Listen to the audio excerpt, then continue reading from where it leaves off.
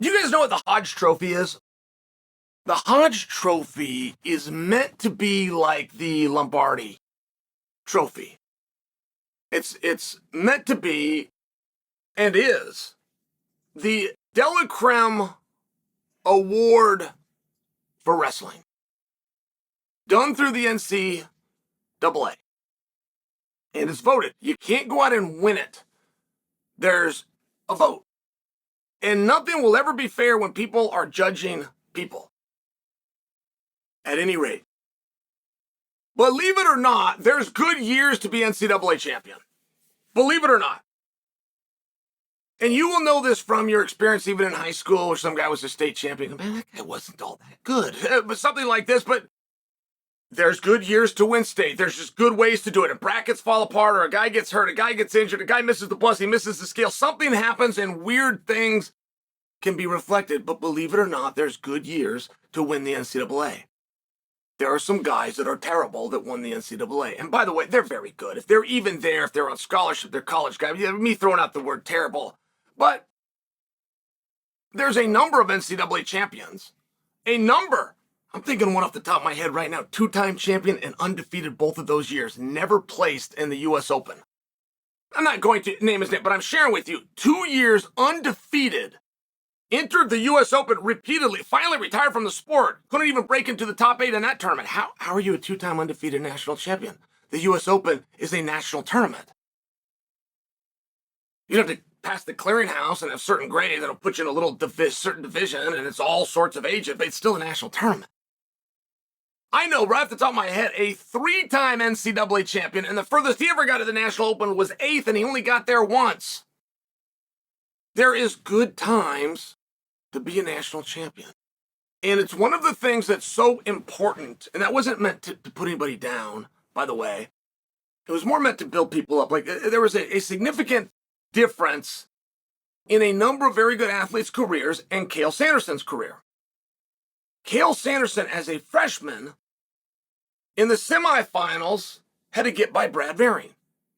Brad Varing went on to make a number of world teams, a number, plural, Olympic teams, have a world medal, oh, by the way, have an NCAA championship. Like, that's a very big win.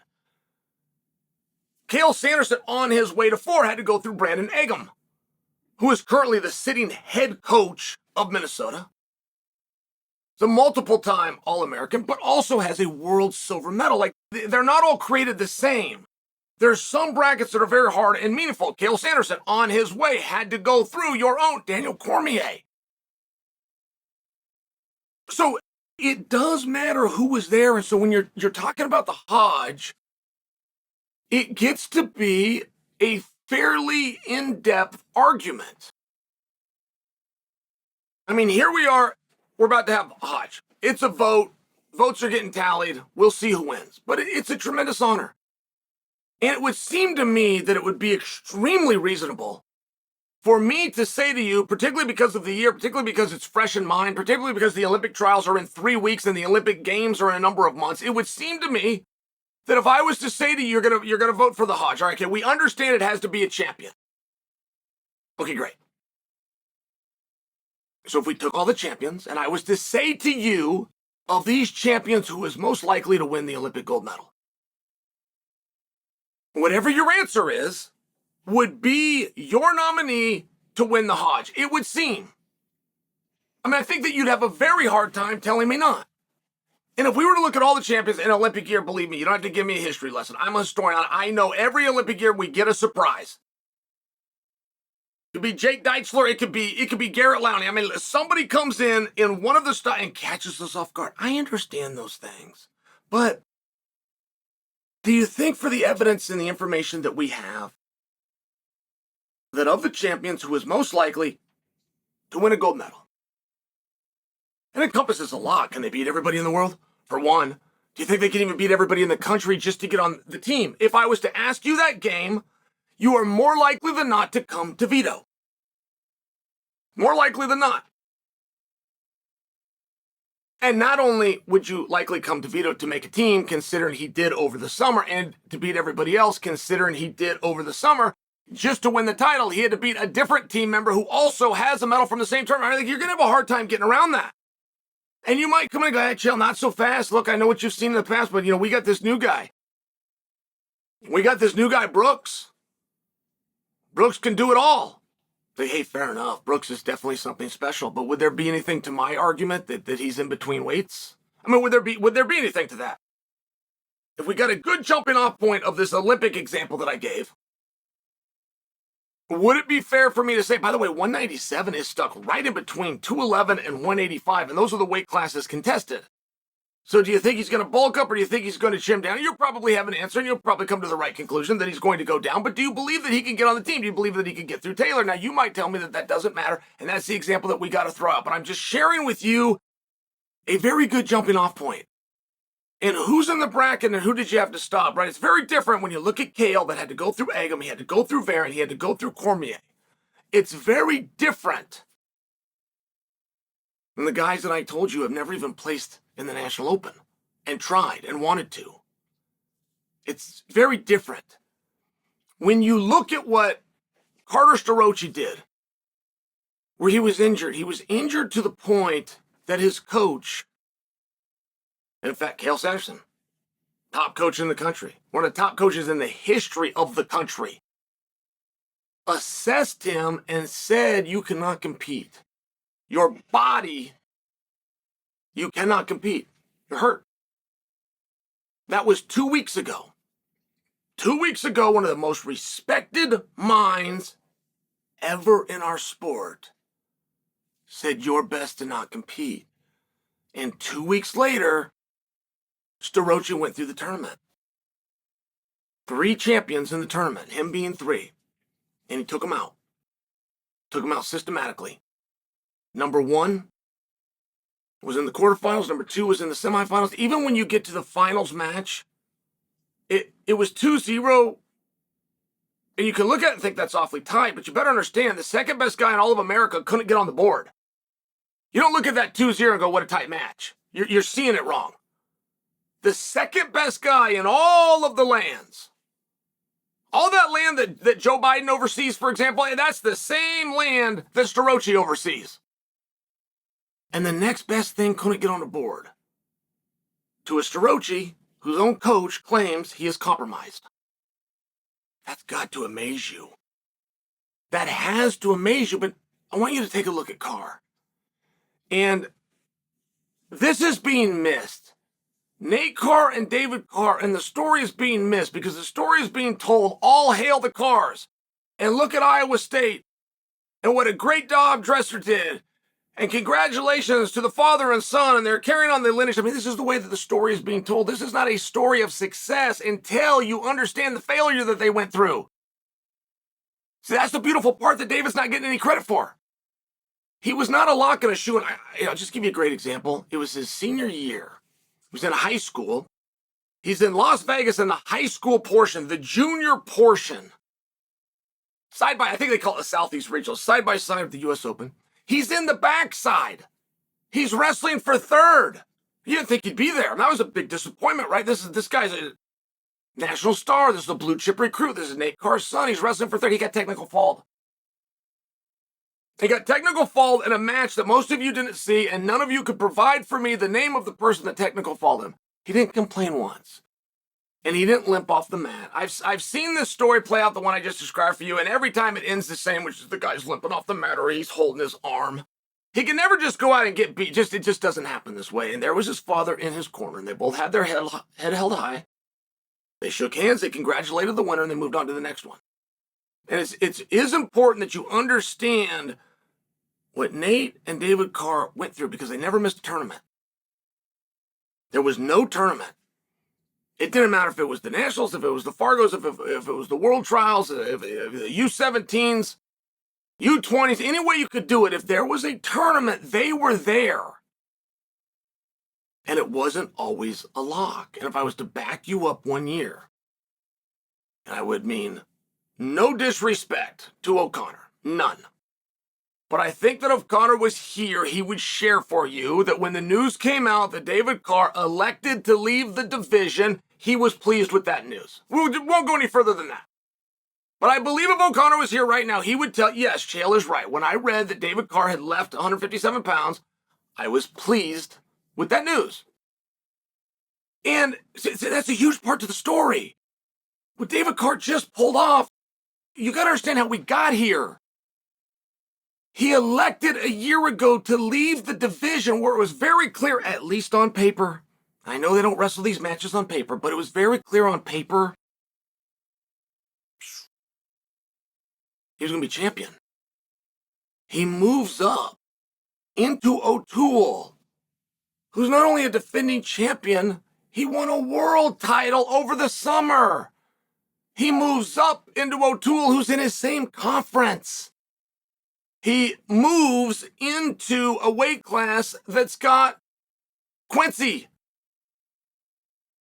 Monday, a rival of his father. I mean, right, there's massive amounts of pressure. This is very hard stuff to do. And he chose to do it. He finds himself in the national finals. He's got a 2-0 jump on O'Toole. It's very hard to beat a guy 3 times in a row. So you come back this year, you have dual meets where a lot of people are thinking, well, one of them's not going to step out there. Well, Carr did. Don't know how he felt, but he stepped out there. Then you go to the league championship. I mean, how are you going to be a national champion if you can't win your conference? That doesn't even make sense. Think of the nation. Just go look at a map. Think of the nation. Okay, great. Now think of a conference. I mean, just tell me logically how it makes sense. How can you not be the best here, but you are the best here? Doesn't make sense, right? Well, it can. It can when these types of things happen. And I think that it does matter who you beat along the way. I think if I was to ask you guys a question and just go to mess and break, just go to the finals match and say, do you believe, as an educated mind, do you believe when you stare at who's eligible and who's coming back, when you saw what you saw, do you believe that the Big Ten champion, do you believe in mess and break the world champion? Do you believe in mess and break completely undefeated? Save one exception. Do you believe that moving forward, anybody's going to beat him? Or do you believe he's going to go 3 years undefeated? You probably believe he's going to go 3 years undefeated, which would add to the power of what Carr did. Back to my example of it does matter who you beat. If you beat a guy for the national finals, and that guy never showed up to the open, right? It's a different thing. Like it or not, it's a different thing. There is a number of NCAA finalists that not only don't go to the open, they didn't even aspire to go to the open. What do you talk about? Right? You beat a guy that didn't even aspire to go to the open. Sometimes there's good times to win nationals, believe it or not, and like it or not. I could cite for you guys. Won that tournament, had undefeated seasons, some of them multiple times. And I just think if you're looking at who you're going to give the Hodge to, I think when you look at the criteria put forth, it's problematic. Not everything is arguable where you go, hey, this guy, 10 matches here and 10 matches here. This guy, major decision, all 10 straight. This guy was in overtime twice. Therefore, he's out and he wins. It doesn't work that way. And it's very lazy at times where people think that it does. We saw this within the seeds of the NCAA tournament. And by the way, I'm not trying to get you to not vote Brooks. Like Brooks had to deal with Hidley. That's a real one. Brooks did something amazing. Finished everybody but Hidley. He did something amazing. Finished the guy that got third. Finished Buchanan. He did something amazing. I'm just reminding you of the risk. The risk that not only Starocci took, going head-to-head with his coach because he wanted to compete so bad, said, I don't care what I'm seeing, I'll take them all on, and meant it. The risk that Carr and the position he put himself into electively. I think it's this beautiful story of him and his father, and they both did it in different generations. What if they didn't? That's the part you can't miss. What if they didn't? What if he wasn't on the top of that stand? In fact, what if he wasn't even in the finals? Because he wasn't supposed to be. He wasn't supposed to come through his side. Don't forget that. He was the dog. going in to the semifinals. Imagine that risk that they took. I think that you would have a different appreciation for it. My favorite wrestler, by the way, Levi Haines.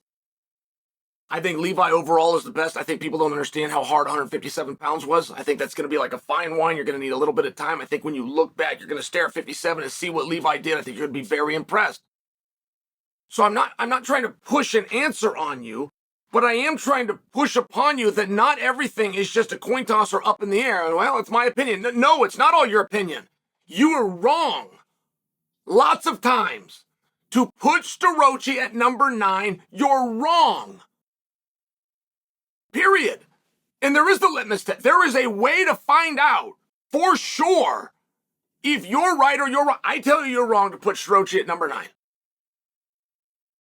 I would call you names. I'd call you an idiot. I would call you a fool. But I have to force myself to not do this. Tell you you don't know what you're talking about with wrestling. I do all of these things to force myself to be calm. You're going to try to tell me about the Big Ten, about these losses, and he shook hands, and they blew the whistle, and here's the forfeiture, and this is why this is so important. You're going to do the whole song and dance, and then you're going to think, and you're going to hang your hat on the argument that I can't prove I'm right. Yes, I can. There's one way to do it. It's never been done, and it won't be done. But there is a way, and that way is, and if we're going to look at this weight class, you would go to Mekhi Lewis, the number 1 seed. And you would say to Mekhi, as the number 1 seed, as the guy that has earned this and deserved this, and you're going to get the nod, do you want Starocci on your side or do you want him on the other side? And there is your answer. The end. That is where we now have tangible proof that you are wrong if you put him at number 9. Your goal to punish Starocci and to send a message about forfeits at conference tournament, your goal to do that, I appreciate. I hate a forfeit as much as anybody. But when you do that and you don't reward the number 1 guy, you've now punished him. It's the same thing at 133. As badly as that was botched, it's not an argument. If you were to say to Crooklyn, do you want Vito on your side or do you want him over there? Now you have your answer. So it's not about you anymore weighing in and talking about this and what the records were and going back and forth. It's not about that. That's the answer. Oh, by the way, when Crooklyn, who's undefeated, had one more win than Fix, I mean, in fairness, it's 18-0 versus 17-0. 2 wins over world champion, right? When you have him and he ends up with the hardest draw, and there again, this isn't a conversation where you're going to say, no, he didn't, I going to say, yes, he did. It's provable.